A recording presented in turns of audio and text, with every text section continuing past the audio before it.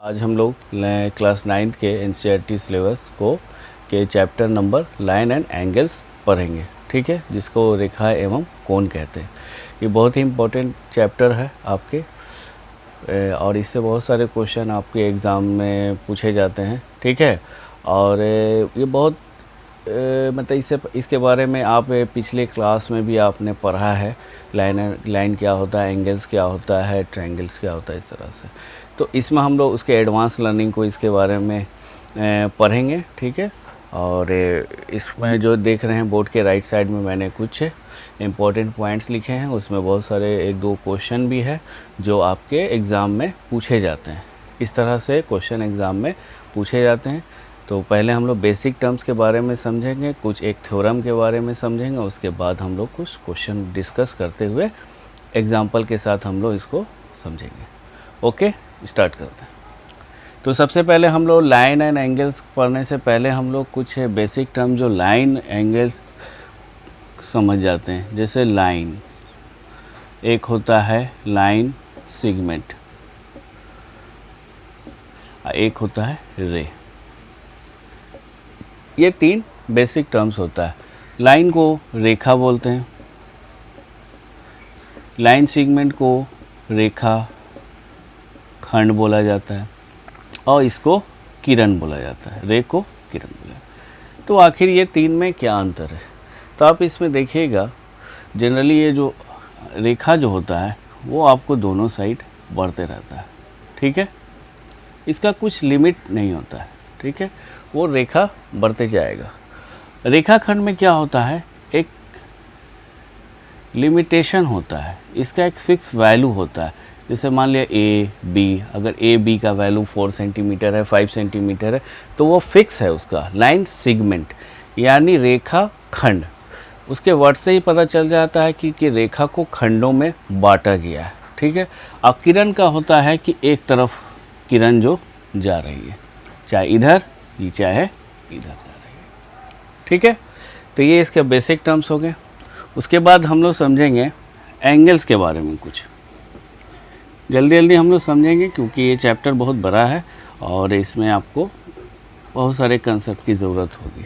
ठीक है, तो चलिए उसके पहले हम लोग समझ गए लाइन सेगमेंट और रे के बारे में। अब हम लोग कुछ एंगल्स के बारे में समझ जाते हैं। पहला एंगल्स है आपका एडजेसेंट एंगल, एडजेसेंट एंगल्स, जिसको आसन कोण बोलते हैं। क्या बोलते हैं? आसन कोण। अब आसन कोण क्या है, अब इसको कैसे समझेंगे? तो इसको आप सिंपली देखिए, इस तरह से आप समझ सकते हैं। मान लीजिए ये किरण है, फिर ऊपर से ये एक किरण गिर गया इसके ऊपर। ठीक है, और ये एक किरण इधर चला गया। ठीक है, तो इसको ओ मान लीजिए, इसको ए, इसको बी।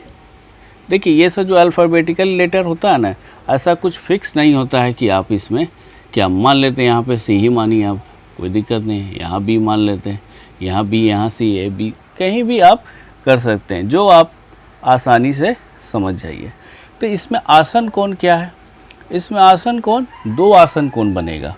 अब आसन कोण का मतलब होता है एक आसन कोण ये हो गया और एक आसन कोण ये हो गया। मान लेते ये x है, x डिग्री है और ये y डिग्री है। तो यहाँ पर आसन कोण क्या होगा? एंगल। ये एंगल का साइन आप जैसा जानते हैं, यानी कोण का साइन है AOB। AOB बराबर क्या है? x degree. उसी तरह BOC, BOC बराबर y डिग्री। तो ये दोनों आपका आसन कोण हो गया, आसन कोण हो गया। समझिए बात को।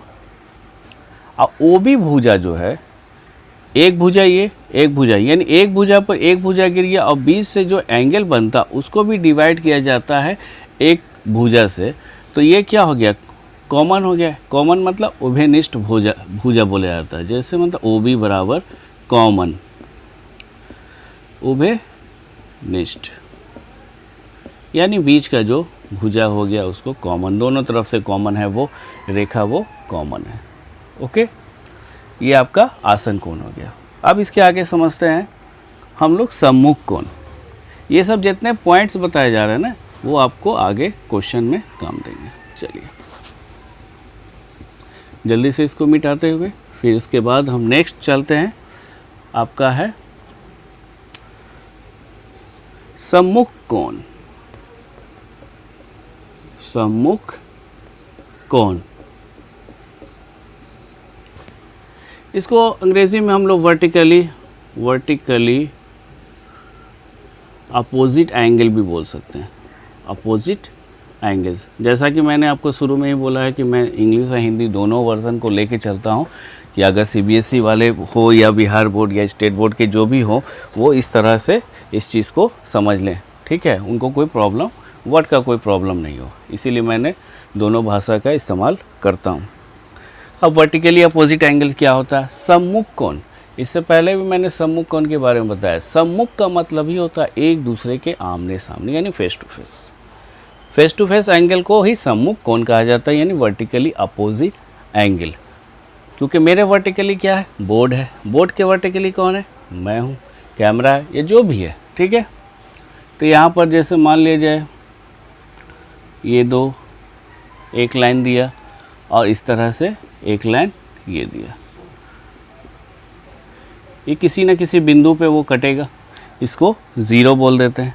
मान लेते ये ए है, ये बी, ये सी और ये डी।